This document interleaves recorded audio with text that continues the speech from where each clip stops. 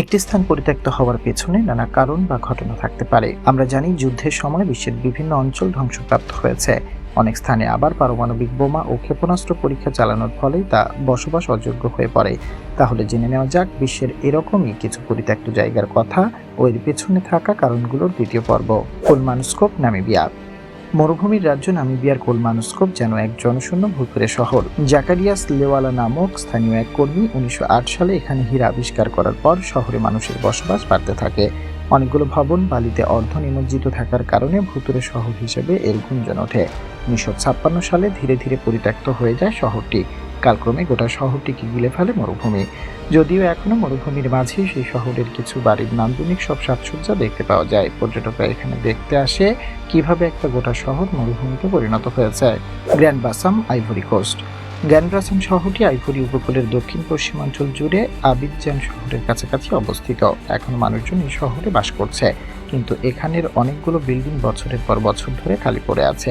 Grand বাসামের ইতিহাস ফরাসিদের চেয়ে অনেক বেশি আগের।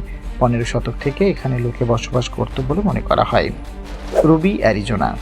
মেক্সিকো সীমান্তের খুব কাছেই এই শহরটি অবস্থিত। গত শতাব্দীর প্রথম দিকে রুবি একটি খনির শহর ছিল।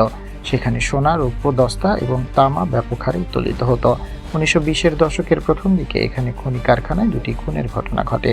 খনিটি 1940 সালে বন্ধ হয়ে যায় এবং পরের বছর নাগাদ শহরটি বেশিরভাগই পরিত্যক্ত হয়ে পড়ে।